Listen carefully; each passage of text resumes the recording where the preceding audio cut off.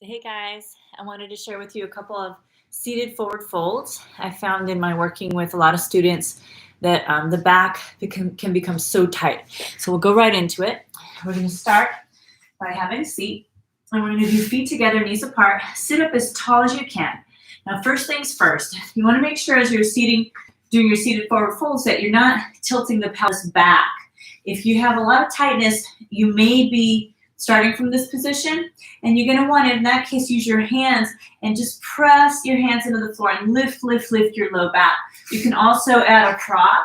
You can fold a blanket up even a couple of times and elevate the pelvis so that you take your pelvis out of a tuck like this and work to make it really, really upright at first, okay? So if you're already to that point, then you can continue with just the regular forward folds.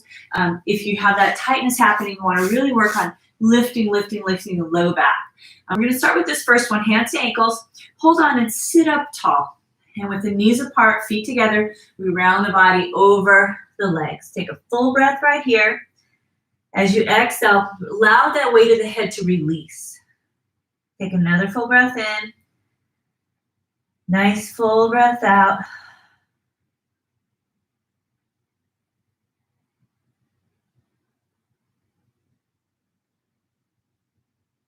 And let's gently start to come up. All right, so you'll find that as you do different forward folds with the legs in different positions, some might be easier on your body than others. So the next one, we're going to do legs forward to start again, working the lift of the low back.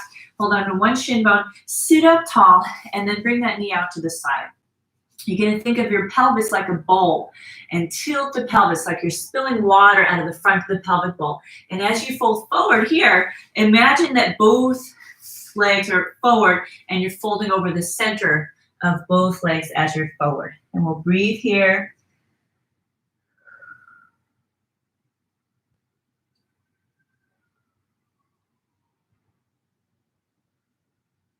And then we'll come back up. And ideally, you'll spend a lot more time in each one of these, but we'll just kind of go through the sequence. Holding onto the shin bone, lift up, and then knee out to the side, and then start to tilt the pelvis, let the body release over.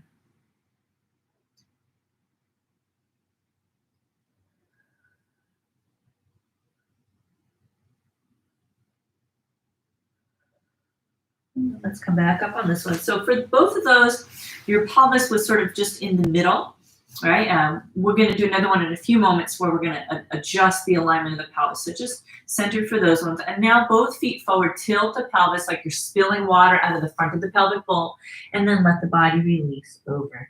Take a full breath in right here. Full breath out. Again, full breath in. And full breath out. Let's come back up. Now we'll do feet wide. Same thing. Hands back. Lift first. Tilt. You might keep your hands back there. Right? If you're pretty flexible, you might go further forward, but you don't have to. If you're feeling the stretch, that's enough. Okay? Imagine that tilt again. If you're more flexible, you might walk the hands forward. You might bring the forearms to the floor. You might reach the hands forward and think of reaching your head forward on this one. Okay? And then let's gently come out of this one. Okay, next we're going to go ahead and stack the shin bones. So you're going to take one shin bone as though you're making the number 7, and then stack the other shin bone right in front of it. This one you could think of your shin bones like fire logs. This one's called fire log pose. You're going to go ahead and stack those shin bones. Work the lift of the low back. And you can tilt the pelvis and let the body release over.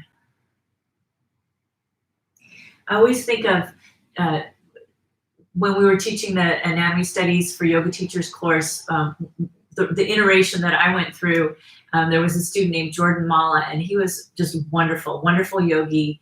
And I always think of him when I do this pose because he was the one that was like asking the question, but what about, Agnistambasana? And at that point, I didn't know the name of the pose. So now every time I do this one, I'm like, oh, Agnistambasana. That reminds me of Jordan. So wonderful yogi. And he's done a lot of beautiful work with building a lot of things that are very beautifully helpful to the world. So I appreciate Jordan for that. So we're going to do the other side. So other shin bone in front, work to sit up tall, tilt the pelvis, release the body forward. You're going to feel this in your hips, on the upper outer thigh buttock area.